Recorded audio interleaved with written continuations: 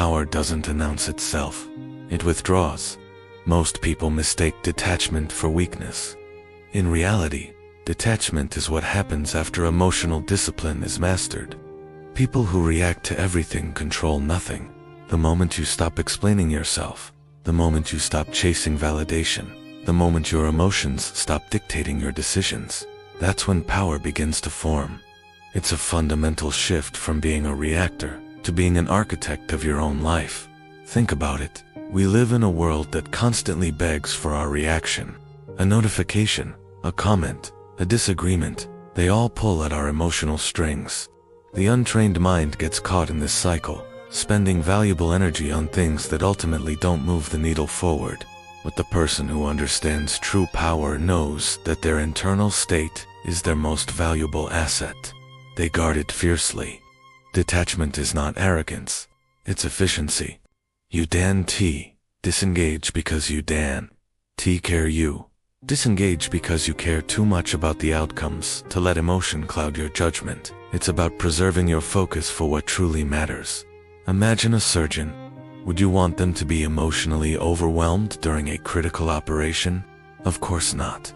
You want them to be calm, focused, and detached from the high-stakes pressure so they can perform at their best. The same principle applies to leadership, business, and life. Every high-level builder learns this lesson, often the hard way. They discover that emotional availability drains focus. Every time you get pulled into someone else's drama or feel the need to justify your every move, you're leaking energy that could be used to build. They learn that overreaction weakens authority. When you lose your cool, you lose your credibility. People stop seeing a leader and start seeing someone who is not in control of themselves, let alone a team or a project. And most importantly, they understand that attention is currency, so they spend it wisely. Where you place your focus determines your reality. By choosing detachment, you're not choosing to be cold or unfeeling. You are choosing to be effective. You're choosing clarity, and clarity creates control. It's the ability to see the board, to understand the moves, and to act with intention rather than impulse. This is the foundation upon which all meaningful success is built.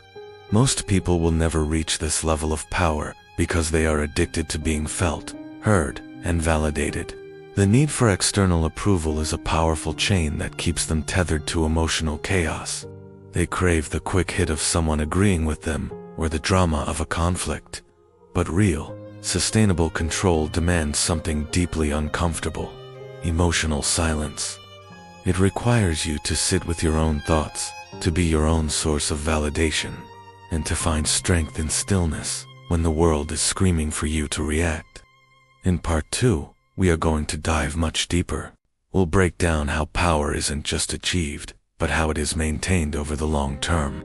We will explore exactly why the most effective leaders operate in a state of emotional neutrality, making decisions based on data and strategy, not fleeting feelings. And I'll show you how to build practical control systems in your own life that can replace emotional reactivity, giving you a framework for consistent progress. Part 2 is exclusively available right here on our YouTube channel, so make sure you're subscribed. If this episode made you feel a bit uncomfortable, that's a good sign. It means you're on the edge of a breakthrough. You're in the right place. Like this video, share it with someone who needs to hear it, and subscribe to the channel. The movement continues.